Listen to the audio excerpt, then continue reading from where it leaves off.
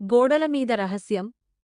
కార్తీక్ పాత వస్తువుల మీద ఉన్న ఆసక్తితో నగరం చివరన ఉన్న ఒక పాడుబడ్డ బంగళాలోకి వెళ్ళాడు. ఆ ఇల్లు దశాబ్దాలుగా మూసివేసి ఉంది. లోపలికి వెళ్ళగానే గాలిలో ఒక రకమైన చల్లదనం, వింత వాసన అతన్ని పలకరించాయి. అతను గదిలోకి అడుగు పెట్టగానే ఒక్కసారిగా కిటికీలు కొట్టుకున్నాయి. గోడల మీద ఏదో కదులుతున్నట్లు అనిపించి టార్చ్ లైట్ వేసి చూశాడు. అక్కడ అతనికి కనిపించిన దృశ్యం చూసి గుండె ఆగిపోయినంత పనైంది. గాలిలో ఒక తెల్లటి ఆకారం, ఒక భయంకరమైన దెయ్యం అతని కళ్ళ ముందే ప్రత్యక్షమైంది. కార్తీక్ భయంతో వెనక్కి అడుగులు వేస్తుండగా ఆ దెయ్యం నోరు విప్పి అరవలేదు కాని గదిలోని గోడల మీద అక్షరాలు వాటంతటా అవే వెలగడం మొదలుపెట్టాయి. నాతో మాట్లాడు, ఏం కోరుకుంటున్నావు అని మెరుస్తున్న అక్షరాలు గోడపై కనిపించాయి. ఆ దెయ్యం కళ్ళలో కోపం కంటే ఏదో చెప్పాలనే తపన కనిపిస్తోంది.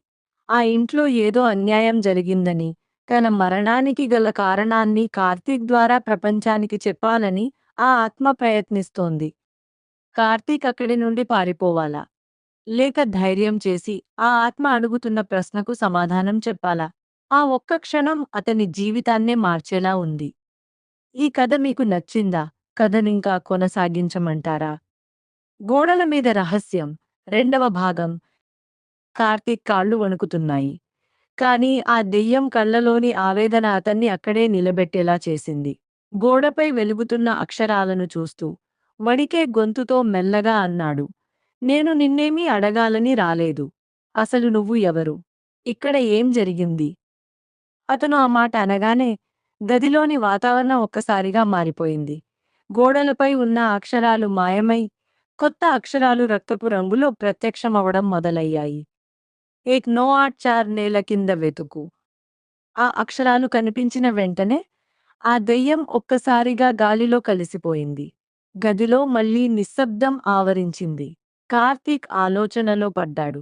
1984లో ఏం జరిగింది? నేల కింద ఏముంది?